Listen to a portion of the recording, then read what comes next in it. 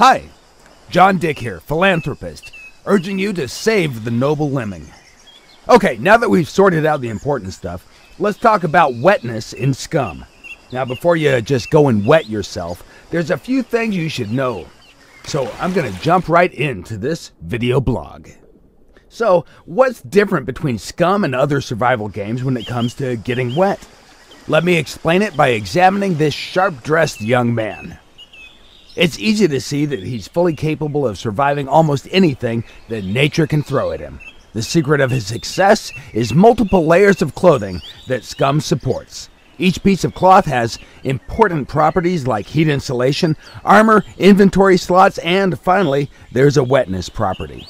All of these parameters are defined by material, meaning that a flannel shirt will perform differently than a leather jacket. As you can see from the inventory perspective, there are groups of layers per body region. The top group is assigned to the character's head, the middle one covers the torso area, while the bottom part is for legs and feet. By stacking layers of clothing, you combine their parameters in the same way you would do in real life. When it comes to layered clothing, your grandma was right. It helps you to adapt to any weather condition possible. So how can you get wet in the game? The most obvious way is by sweating. While performing tasks, the body will heat up. In an attempt to cool you down, the body responds with perspiration. This kind of moisture is propagated from the inside out and also causes additional fluid loss or dehydration. The next way is the impact of the weather. To avoid getting wet in rain, try to find a dry spot fast, or wear at least some water-resistant gear. Being drenched in the rain during cold weather will impact immune system and your character will probably get sick. In the following example, you can see twin brothers on their way to the beach. Adolf on the left is wearing standard military-issued tactical jacket, and Desmond on the right has his all-time favorite olive raincoat. They both have several layers of the same clothes beneath the outer layer. If you take a closer look at the inventory, you might notice that each item has its own weight listed in the top right part of the icon. The same value is also shown with green-colored font so that it can be tracked more easily. All other inventory slots are empty because both brothers forgot to take their inflatable swimming arm bins with them to the beach. Luckily for them, they won't drown because the rain will come again, falling on their heads like a memory. As the rain starts to pour down on these poor guys, their clothes will start to absorb the water and become wet. If we speed up the time, you'll be able to see the impact of rain on the different layers of clothing much better. Carefully examine the green numbers. As expected, the tactical jacket gets wet relatively quickly, along with the backpack, pants, and shoes. Increasing values in green actually represent the amount of water that has been absorbed by clothes and gear. On the right, Desmond is doing much better. Although his backpack, pants, and shoes are completely drenched, his upper body is dry. For Adolf, things are going from bad to worse. It seems that the tactical jacket waterproof factor isn't as good as advertised and leaks water on his sweater and shirt, making him completely wet. Furthermore, as Adolf's clothes are getting wet, they're also getting heavier, meaning that he'll be carrying an additional 13 plus ounces of weight all the way back home. This will certainly affect his calorie consumption during that trip, and his performance will suffer as well. In SCUM, moisture absorption and retention depends on the material that's being used for clothing. Let's bring out the sunshine again. Do notice that both guys were standing completely still in heavy rain just because we asked them nicely. These guys are true heroes. Now, it's time to see what happened with the inner layers of clothing. As you can see, Adolf's sweater is all wet, while Desmond's is still dry.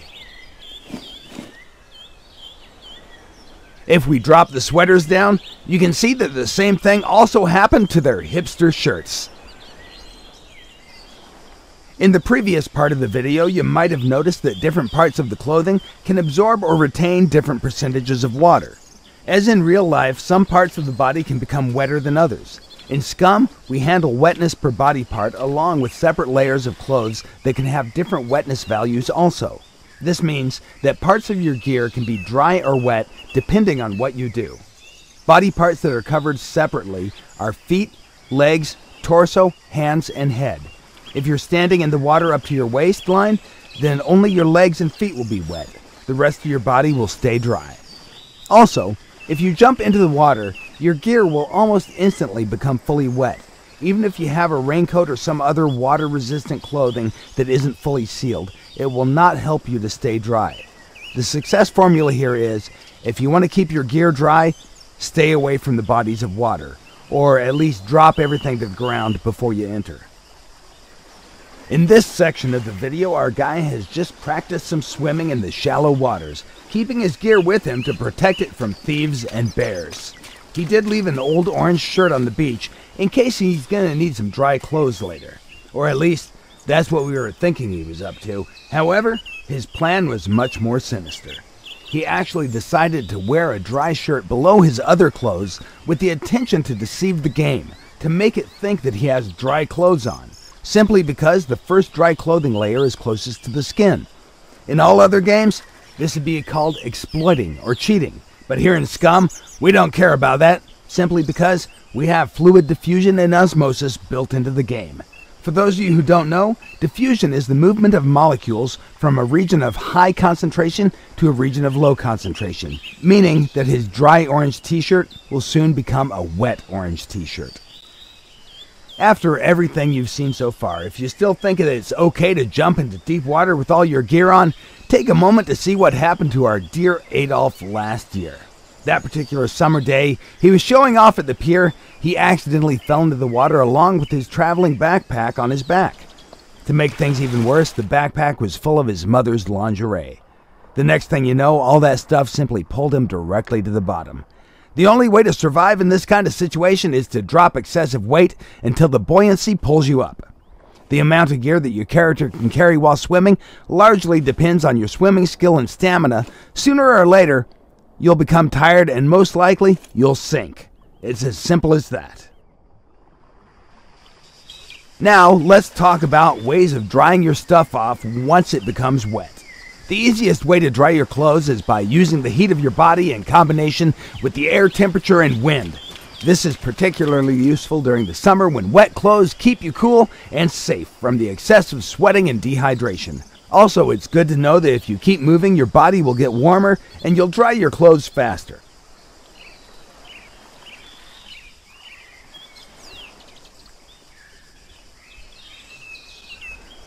In the current example, you can see that simply by standing in the sunlight, you can dry your gear.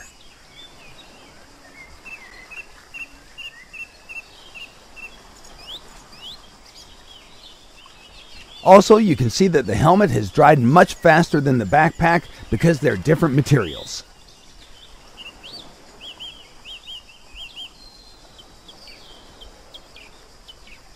In the situations where air temperature is low, you can use heat sources to dry your clothes.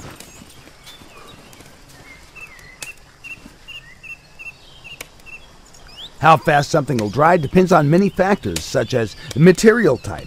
Items that conduct heat better will be dried faster. The amount of water absorbed. If more water is absorbed, it takes more time for clothes to dry. Relative humidity. If humidity in the air is high, drying gets slower and dry clothes can even get wet. Wind helps a lot in drying by carrying the water vapor away, preventing any concentration of moisture on the clothes. Air temperature. Higher temperatures will help to dry clothes faster. Then the number of wet layers stacked. Keeping wet clothing stacked on you is bad, and it slows down the drying time significantly. In the current example, the player is using fire as a heat source to dry his clothes. Notice how the distance from the fire source influences the speed of his drying clothes.